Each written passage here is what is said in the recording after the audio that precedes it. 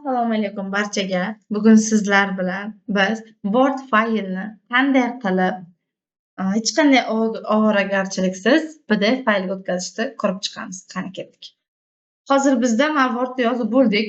Biz kerakli ma'lumotni yozib bo'lganimizdan keyin o'sha jo'natayotgan ma'lumotimizni PDF shaklida jo'natishimiz kerak. Hozirda PDF shaklida jo'natish uchun faylga kiramiz. Faylga kirgandan keyin сохранить kakni bosamiz. Сохранить kakka bosgandan keyin qayerga сохранить qilmoqchisiz, o'shani bosasiz. Va mana bu yerda imya chiqadi. Faylning nomini yozasiz. Kerakli hujjat misol uchun. Keyin tip fayla deyapti.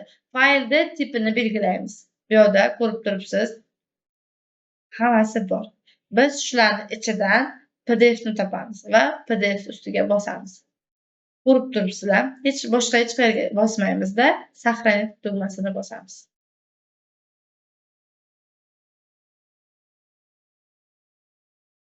Faylimiz сохранить bo'ldi. Mana, o'zi oynaga ochib berdi. Fayl PDF shaklda chiroyli сохранить bo'ldi. Bu nima uchun? Joyida PDF qilish.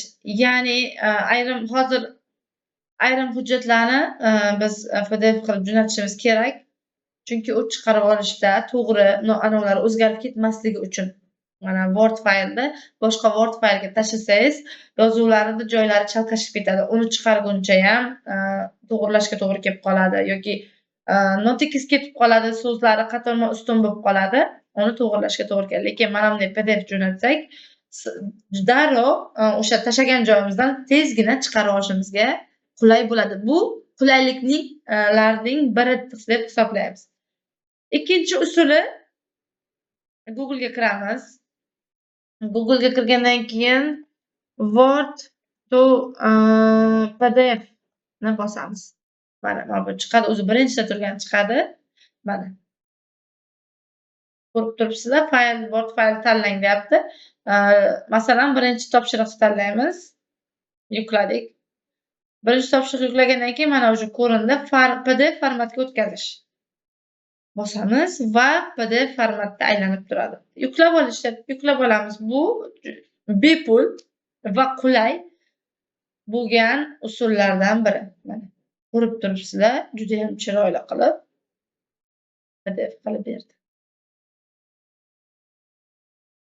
Bugungi darsimiz shulardan iborat edi.